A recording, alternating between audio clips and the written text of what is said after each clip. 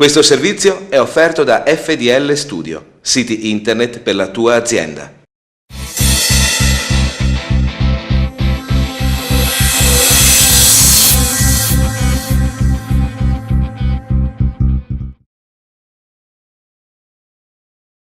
Ciao Simone, siamo qui questa sera ancora per la rassegna tra Ville e Giardini. Questa sera il tempo regge decisamente meglio dell'anno scorso, che è stata una situazione un po' particolare, vero?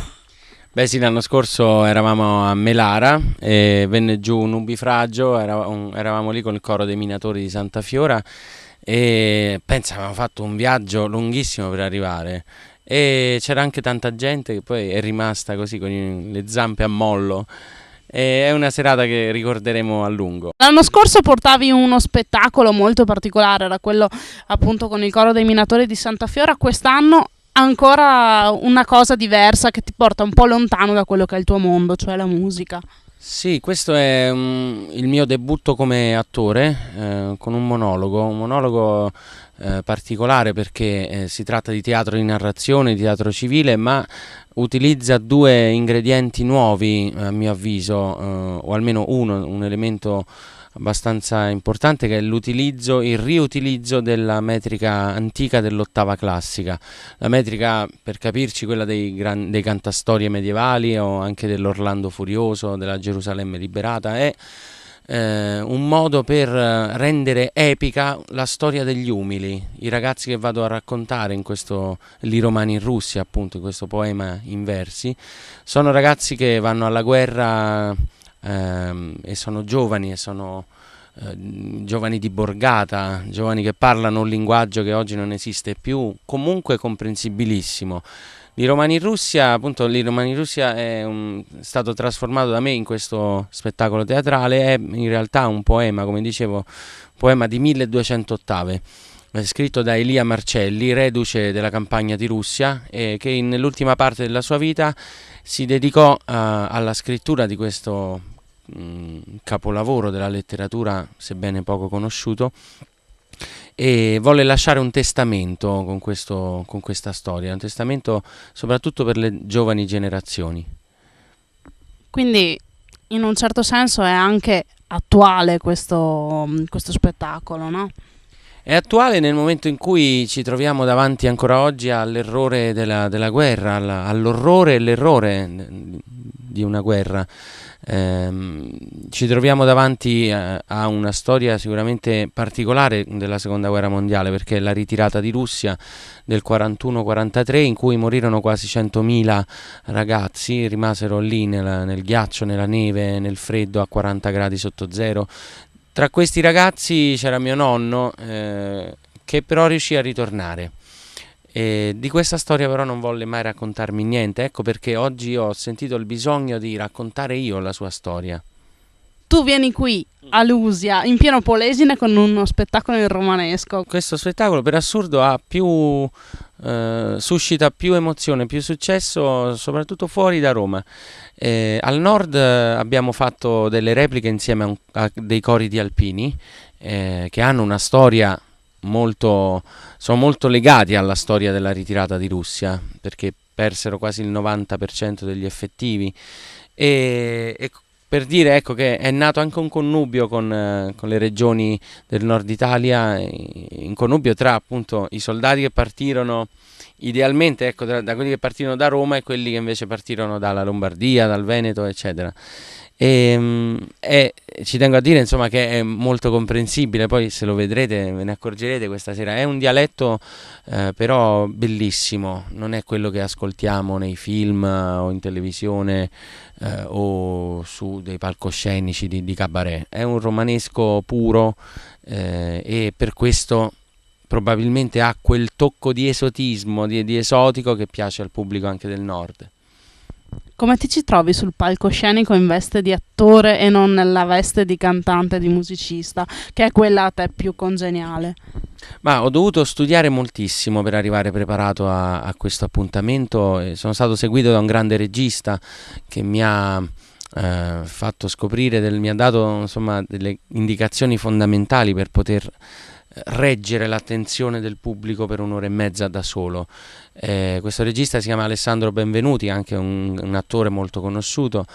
Mi trovo come mi trovo? Io un pochino il teatro l'ho sempre frequentato con i miei spettacoli, anche quello del Coro dei Minatori è uno spettacolo di teatro canzone, come quello sui manicomi per esempio. Questo però è una sfida ulteriore perché sono completamente solo a interpretare una galleria di personaggi. C'è il colonnello, c'è il prete, il cappellano, poi ci sono i vari soldati, Gigi, Peppe, Nicola, Remo, Zi Pasquale, una serie di personaggi a cui ho dovuto dare una caratterizzazione ben precisa, come voce, come mimica facciale, come atteggiamento fisico, ed è stato divertentissimo ma anche molto faticoso riuscire ad arrivare a questo risultato, che poi ha visto il suo debutto ufficiale il 31 di ottobre proprio a Mosca, in Russia. Ti chiederai come hanno capito, come hanno fatto a capire non tanto l'italiano quanto il romanesco in Russia. Sono stato invitato dall'Istituto Italiano di Cultura a Mosca in una rassegna di monologhi, una rassegna internazionale, si chiama Solo, e loro traducono parola per parola, c'è un traduttore che lavora sul testo e il pubblico segue lo spettacolo in cuffia. C'erano 600 persone quella sera ed era strano vedere un pubblico che erano tutti concentrati con le cuffiette così a sentire, no? È stato poi una cosa eccezionale perché è un vero e proprio evento, sebbene qui in Italia magari se ne sia parlato poco, però lì in Russia era la prima volta in 70 anni che la storia dei soldati italiani combattenti in Russia veniva raccontata e quindi per loro è stata una cosa inedita. Senti, fra i tanti personaggi che ci saranno questa sera sul palco, io ho letto qualcosa di un certo Rufus, ci sarà anche lui? No, Rufus fa parte un po' del mio passato, dei miei concerti, della mia attività di musicista, di cantautore. Qui insomma ci sono altri personaggi, ognuno con un proprio carattere.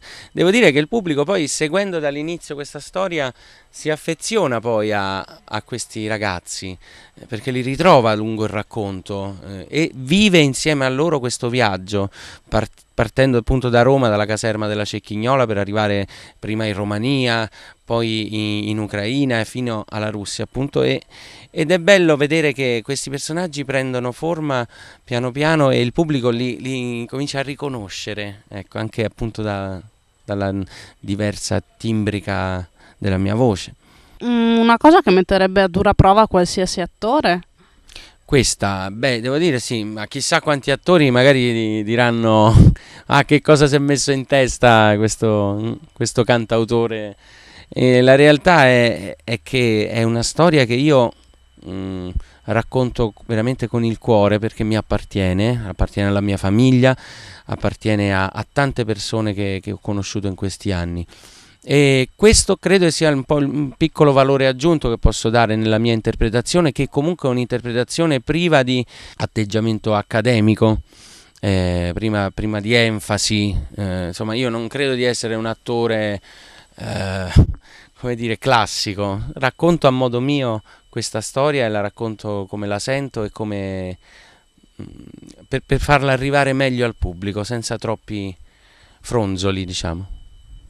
Cantante, sei partito come cantante, cantautore, ora anche sul palcoscenico in veste di attore teatrale. Che cosa ci dobbiamo aspettare da te nel futuro? Ma non lo so nemmeno io in realtà, però è bello aver costruito questo percorso singolare, perché ecco, è anche dura starmi appresso, no? Sei anche disegnatore tu, tra l'altro, no?